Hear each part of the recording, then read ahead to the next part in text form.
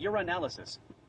Complete examination of urine is a relatively simple, rapid, and inexpensive diagnostic procedure that can provide crucial information to the veterinarian.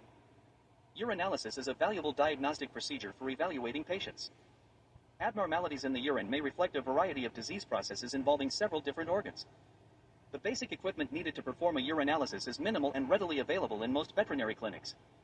Sample collection. Collect urine samples in clean glass or plastic containers. Sterile containers are not necessary unless you are performing a urine culture. Urine samples are collected using one of the following methods. Free flow or clean catch, collecting a specimen as the animal urinates. Expressing the bladder, manual compression of the bladder using gentle, steady pressure applied through the abdominal wall. Catheterization, placing a urinary catheter through the urethra into the bladder. Cystocentesis, inserting a needle into the bladder through the ventral abdominal wall. Bladder expression and cystocentesis require the bladder to be full enough to palpate and hold in position. Cystocentesis requires sterile collection equipment and aseptic technique. Only specimens collected by cystocentesis are suitable for urine culture. Cystocentesis and catheterization are also performed to relieve bladder distension in animals unable to urinate. Manual compression cannot be performed on an obstructed animal because this could rupture the bladder. Bladder expression, catheterization, and cystocentesis all cause some degree of trauma. A first morning urine sample is the preferred specimen because this sample is the most concentrated. The first few drops should be discarded because there is a high incidence of contamination by the debris normally present at the urethral opening in the first few drops. In females, the first drops of urine may also be contaminated with material from the genital tract, such as blood from an intact bitch in proestrus.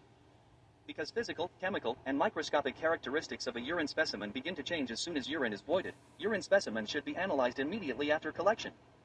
Samples left at room temperature for 1 hour or longer will have increases in pH, turbidity, and bacteria and decreases in glucose, bilirubin, and ketone levels.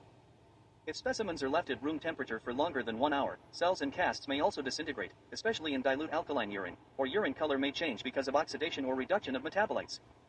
If analysis cannot be done immediately, refrigeration will minimize deterioration of the specimen.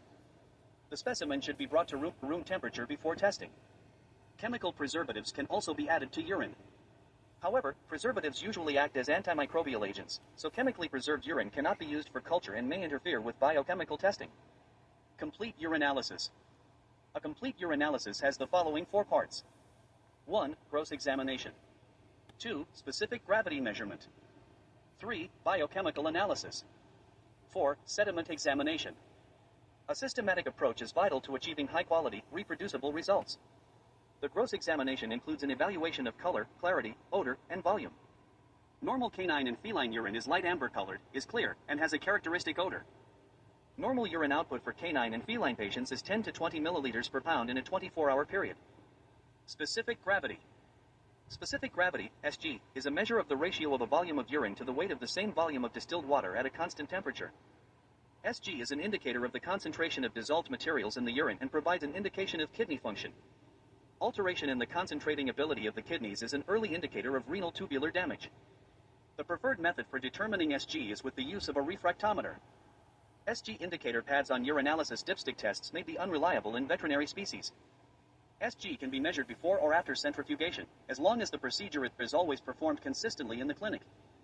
All individuals performing the test should perform it in the same manner on the same type of sample. Biochemical testing.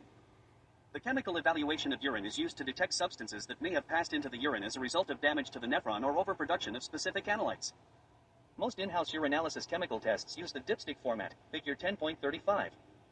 Dipsticks can be used to perform an individual test or multiple tests. Each reagent pad on the dipstick contains reagent for one specific chemical test. The reagent pad changes color during the reaction, and the color is visually compared with a color chart. Before using the dipstick, always note the expiration date and general condition of the strips. Containers of dipsticks should be stored at room temperature with the lid tightly capped. Avoid placing containers or color charts in direct sunlight. Always use well-mixed, room temperature urine samples and perform chemical testing before adding any chemical preservatives. Read the instructions carefully, and evaluate color changes at the correct time interval. Because dipsticks are not configured for veterinary species, some tests, e.g., SG, nitrite, leukocyte, may be unreliable with some species. Most urinalysis dipstick tests provide indicator pads for protein, glucose, ketones, pH, bilirubin, and blood. Microscopic examination of urine sediment. The primary purpose of microscopic examination of urine is to determine the presence of abnormal formed elements, e.g., cells, casts, crystals, in the sample, figure 10.36. The presence of specific formed elements usually provides detailed diagnostic information to the clinician. The examination requires 5 to 10 milliliters of fresh urine. The sample should be centrifuged at low speed for approximately 5 minutes and then the supernatant poured off, leaving approximately 1 milliliter of supernatant with the sediment. The remaining sediment is resuspended in the supernatant and mixed gently. A drop of this suspension is then placed on a microscope slide, a cover slip is added, and the specimen is examined microscopically. Although stain may be added to the sample, this often creates artifacts and can add bacteria to the sample. When a stain is needed to classify cell types, it should be added after the initial evaluation of the specimen. The veterinary technician is responsible for evaluating the urine sediment.